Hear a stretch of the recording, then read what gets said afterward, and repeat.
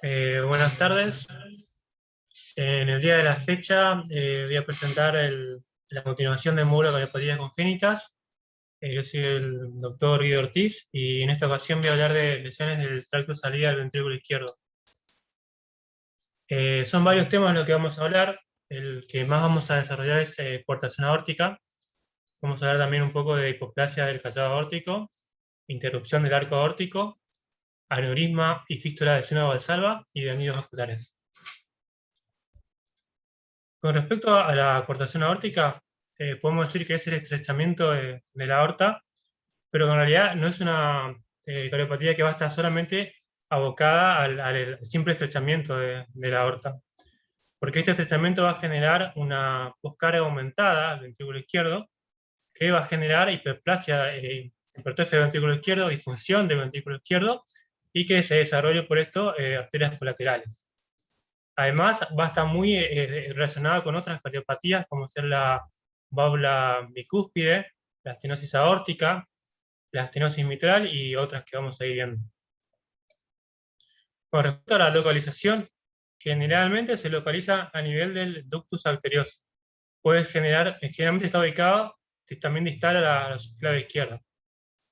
Es la octava de las cardiopatías en frecuencia, más o menos del 5 al 8%, y tiene una incidencia de 3 en 10.000 nacidos. Y como decíamos, se asocia principalmente a la válvula aorta bicúspide, con un 85%, estenosis aórtica, estenosis mitral, que cuando se asocia a cortación aórtica se le conoce como síndrome de John. También está asociada a hipoplasia del arco aórtico, tema que vamos a ver más adelante. También comunicación interventricular, síndrome de Turner y otros. Para clasificarla se la puede clasificar según la edad, el neonatal o el recién nacido, y del niño mayor. Según la presencia o no de lesiones asociadas en símbolo compleja, según puede estar localizada o no, o ser extensa, cuando se asocia a hipoplasia del arco aórtico, y según los gradientes, una clasificación que realiza la SAC, que la clasifica en leve cuando tiene un gradiente menor a 20, moderada de 20 a 40 y grave mayor a 40. Con respecto a la presentación clínica, podemos clasificar una forma de recién nacido, que es una forma de presentación más grave, y una forma leve, que es la que se presenta generalmente en niños mayores y adultos. En las formas leves, el síntoma más importante va a ser la hipertensión arterial, que va a estar caracterizado por una hipertensión de los miembros superiores y una hipotensión de los miembros inferiores. También va a estar asociado a cefalea, hemorragias nasales, mareo, apnea, fatiga, y en las formas más graves se puede complicar con insuficiencia cardíaca, hemorragia o ruptura, y enfermedad coronaria temprana. En los casos de recién nacido, generalmente la clínica se presenta cuando se cierra el ductus y se va a presentar con insuficiencia cardíaca, con shock cardiogénico y hipertensión pulmonar severa. Esta es una radiografía en la cual lo que se puede ver que a nivel de las costillas se observan lo que vendría a ser la imprenta de la circulación colateral que está aumentada, que es el síndrome de Roessler, y también a nivel de la aorta se puede ver acá el estrechamiento, no siempre se puede ver. Con respecto a los estudios diagnósticos, en recién nacido se usa mucho el ecocardiograma Doppler, que sería el gold estándar en recién nacidos, que no es así en el adulto. Con el ecocardiograma se puede evaluar la extensión y la localización de la aorta, la ubicación, si se presenta o no hipoplasia del arco aórtico, como se ve en esta imagen esquemática, si están dilatadas las cavidades izquierdas, si hay hipertensión pulmonar, y se puede ver también el flujo en el nivel de la cortación aórtica como varía previa a la cortación y posterior a la misma. Acá vemos unas imágenes, eso es una ventana supraesternal, que es la que se observa mejor en la cortación aórtica, y a nivel de la aorta se ve este estrechamiento, que es la cortación aórtica. A la derecha vemos la misma imagen con un Doppler color, como vemos cómo cambia el flujo. Abajo vemos otro paciente con la misma vista, que también se ve la cortación aórtica. Como decíamos, el estudio de gold estándar en adultos es la resonancia cardíaca y la angio-TC. Este estudio permite una alta sensibilidad para la localización, para la representación de la extensión, del grado de estrechamiento, para ver la presencia o no del arco aórtico, de la extensión del mismo, para ver también si hay arterias colaterales, y para ver también si hay complicaciones o cardiopatías asociadas. En estas imágenes se ve un paciente adulto, que se ve una cortación aórtica con una extensa vasculatura colateral y una raíz de aorta que está severamente dilatada. Este paciente posteriormente se realizó en un primer tiempo una cirugía de reparación de cortación aórtica y en un segundo tiempo se hace una cirugía de venta al obono. Este es el paciente después de la cirugía. Como se ve que recuperó función y evolucionó bien. Esto es una reconstrucción 3D de un paciente normal, representando las distintas partes del arco aórtico. Y a la derecha vemos una reconstrucción también en 3D de una cortación aórtica. Esta también sería a nivel del ductus. Acá abajo también veo lo que vemos, es otra cortación aórtica, pero a nivel más en el ductus ductal. Y a la derecha, una angio-TC con reconstrucción 3D también, de lo mismo. Con respecto al tratamiento, en recién nacidos lactantes, el tratamiento de elección es quirúrgico. Las técnicas son varias. La que más se usa es la anatomosis término-terminal. También se utiliza una anastomosis término-terminal extendida, que se vio que genera menor complicaciones, y también se pueden utilizar artroplastías con parches protésicos. En niños mayores y adultos se prefiere la intervención percutánea. Acá lo que podemos ver es un esquema de cómo sería la indicación en realidad para el tratamiento, que es lo mismo que nos brinda la guía para las indicaciones de la intervención. Esto es de la última guía de cardiopatía congénita, de la EX del 2020. Si nos encontramos un paciente que tiene cortación aórtica o recortación aórtica con hipertensión arterial y un gradiente pico que es mayor a 20, tiene una intervención de indicación de clase 1. Si presenta hipertensión arterial, pero no presenta un gradiente pico mayor a 20 milímetros de mercurio, y presenta un estrechamiento mayor al 50%, también tiene indicación, pero es 2A. Cuando no presenta ni la hipertensión, ni el gradiente pico, ni el estrechamiento aórtico mayor al 50%, lo indicado es tratamiento conservador. En caso de que el paciente no presente hipertensión arterial, pero sí presenta un gradiente pico mayor a 20, tiene indicación, pero 2A. Y cuando no lo presente, pero sí presente un estrechamiento mayor al 50%, tiene indicación, pero 2B. Tendría presentarlo lo mismo, tiene indicación de tratamiento conservador. Y esta es la guía, la misma guía de la EX 2020, que básicamente nos dice lo mismo que veíamos en el cuadro anterior. Esta imagen lo que se puede ver es una intervención percutánea. Son dos pacientes, de la izquierda es un paciente. En la figura A lo que vemos es el paciente con la cortación aórtica posterior a la subclavian izquierda antes de que se intervenga, y en la imagen B cómo se coloca el stent, que es un stent cubierto en este caso. En la imagen de la derecha vemos otro paciente que también se realiza el mismo procedimiento. Con respecto a los tratamientos quirúrgicos, en este caso vemos una imagen esquemática de un paciente que tiene cortación aórtica y hipoplasia del arco aórtico, pero del istmo. En este caso lo que se realizó es una ortoplastía con una anastomosis término-terminal, que es lo que más se suele usar en estos casos. Una sutura simple. Otra cirugía es la cirugía de Waldhausen, que consiste en reemplazar la parte estrecha, digamos, de la cortación aórtica con un colajo de la arteria subclavia, como se ve en la imagen. Con respecto a las complicaciones, la más frecuente en realidad es la hipertensión arterial, que se presenta más o menos en el 30% de los pacientes, algunos hablan hasta el 50%. La recortación aórtica, que va a depender de la edad, entre más tarde se trate, es más probable que quede con el paciente con recortación aórtica, y se va a diagnosticar cuando queda con un gradiente mayor a 20 milímetros de mercurio en el sitio de la reparación. Otra complicación que en realidad es poco frecuente, pero que también es grave, es la paraplegia, que es rara, y más rara en los chicos pediátricos. Y otras complicaciones también puede ser aneurisma, dolor abdominal por vasculitis mesentérica, quilotórax.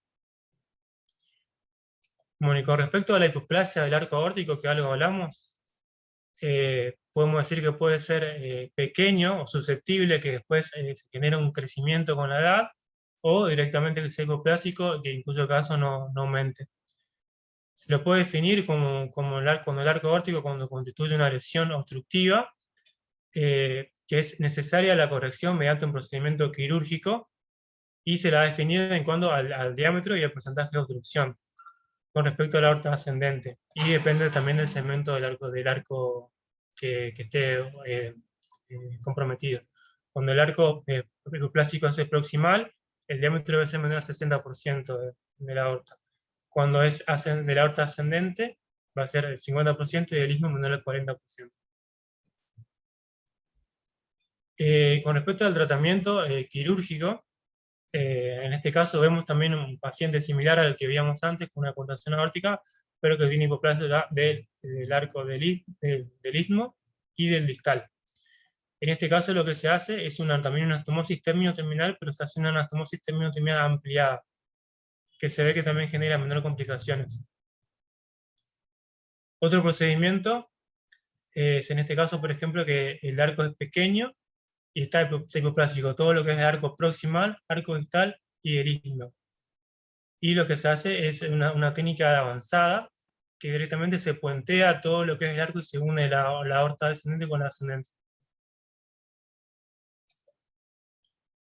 Otra patología que vamos a hablar es la interrupción del arco aórtico, que es una formación infrecuente, que se presenta en 0,03 por cada 1000 nacidos vivos, alrededor del 1% de la cardiopatía congénita, y se caracteriza por la falta de continuidad entre la aorta ascendente y la aorta descendente.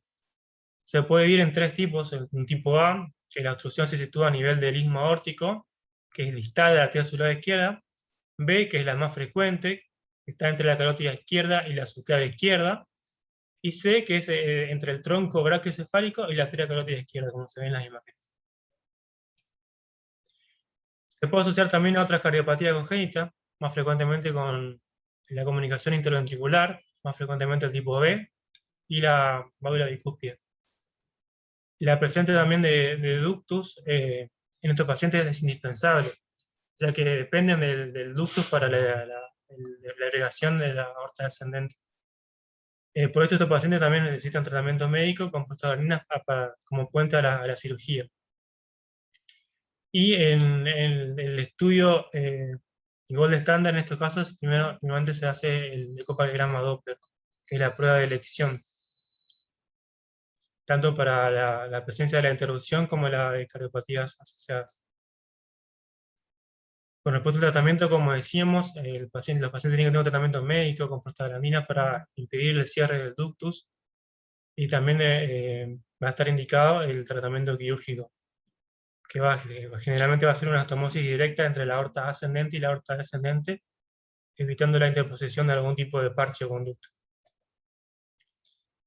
Otra patología que vamos a hablar es el aneurisma de fístula del seno valsalva, que constituye una anomalía aún más rara, que más frecuentemente se lo puede diagnosticar en pacientes adultos, ya que generalmente evoluciona con una evolución lenta y se la diagnostica cuando se produce la ruptura. Constituye una separación o falta de fusión entre la media de la aorta y el anillo fibroso de la válvula aórtica. Generalmente la fístula suele ser hacia el ventrículo derecho. Cuando la cúspide es no conenada, puede ser también en la aurícula derecha. Y el 5 al 15 de los aneurismas se originan en el seno no conenado, rara vez afecta al seno aórtico izquierdo. También se puede asociar a comunicación interventricular o válvula aórtica cúspide y cortación aórtica. El diagnóstico, como decíamos frecuentemente, es en la adultez, en la tercera o cuarta década de vida, debido a que el aneurisma crece de manera progresiva y se detecta generalmente cuando se produce la ruptura. Es 3 veces más frecuente en hombres que en mujeres, y la ruptura causa un dolor súbito que crea un shunt que produce sobrecarga de volumen y insuficiencia cardíaca. Y además puede complicarse como endocarditis, puede también evolucionar insuficiencia cardíaca de shock y a muerte. Se sospecha cuando el paciente presenta un dolor torácico súbito, con disnea de reposo de esfuerzo, con pulso exactón y un soplo fuerte que es de tonalidad grave, y generalmente se acentúa en la diástole. En este caso vemos unas imágenes de lo que estábamos hablando en la primera vista, un eje parasternal largo, donde se observa el aneurisma del seno coronario derecho, que está roto y drena hacia el ventrículo derecho. En la imagen de la derecha vemos una vista apical de 4 cámaras con Doppler, con una evidencia del aneurisma del seno que observa que está roto también y drena al ventrículo derecho. Y en la vista de abajo vemos una vista parasternal de eje corto, a nivel de los grandes vasos, donde se observa también la válvula aórtica, con la fístula del seno basal, hacia el ventrículo derecho también. Con respecto al tratamiento, primeramente es un tratamiento médico, generalmente de las complicaciones, como decíamos, que pueden tener insuficiencia cardíaca, endocarditis o arritmias, y el tratamiento es quirúrgico, que consiste simplemente en el cierre y la amputación del aneurisma con sutura de la pared aórtica hacia los tejidos de inserción cardíaca. Y se trata de preservar la válvula aórtica principalmente en niños, porque cuando se reemplaza aumenta el riesgo de complicaciones. Con respecto a los anillos vasculares, que son el último tema del que vamos a hablar, son malformaciones del arco aórtico o de las arterias pulmonares, que exhiben una relación anormal del esófago a la tráquea. O sea, lo que en realidad van a circundar en tanto el esófago o la tráquea o uno de estos, generando síntomas que pueden ser disnea o síntomas respiratorios. El primero que vamos a hablar de estos anillos vasculares es el doble arco aórtico. Es un arco aórtico completo. Es una anomalía rara también, que tiene una incidencia de 1-2%. Está caracterizado por la presencia de 2 arcos aórticos, un arco aórtico izquierdo y uno derecho, que están englobando tanto la tráquea como el esófago, y usualmente se diagnostica en la infancia y tiene una coloración quirúrgica y de buen pronóstico. En este caso vemos una imagen esquemática hacia arriba, de cómo presentan un arco aórtico izquierdo y un arco aórtico derecho, que circundan tanto a la tráquea como el esófago. Y abajo vemos lo mismo, pero en imagen de tomografía y de reconstrucción 3D. Otra patología es el arco aórtico derecho y arteria subclavia izquierda aberrante, que es un arco aórtico que... Esto pasa cuando la subclavia izquierda, en vez de tener su ubicación normal, la subclavia izquierda, tenemos aquella que se genera posterior a todos los vasos y da una vuelta hacia atrás, generando una obstrucción más que nada del esófago. Se da cuando la subclavia derecha nace de forma anómala posterior a la subclavia izquierda. Después tenemos los anillos vasculares que son incompletos, que en este caso las estructuras no generan una circundación tanto de la tráquea o del esófago, sino que abrazan uno de estos. La más frecuente son las arterias subclavia derecha aberrante y es el sling pulmonar. Con respecto a la arteria subclavia aberrante, que se da cuando tenemos esta subclavia derecha de última rama, la arteria subclavia, en lugar de nacer como primera rama junto con la arteria carótida, nace como última rama del arco aórtico. Y para poder llegar al brazo derecho toma un recorrido por detrás del esófago. Esto es la imagen, lo mismo que estábamos diciendo. Y el sling, la arterial pulmonar, es bastante raro. Lo que pasa es que la rama izquierda de la arteria pulmonar pasa por detrás de la tráquea, en lugar de hacerlo por delante. Y en el camino comprime el esófago desde adelante y de la tráquea hacia atrás, como se ve en el esquema. Eso es todo. Muchas gracias.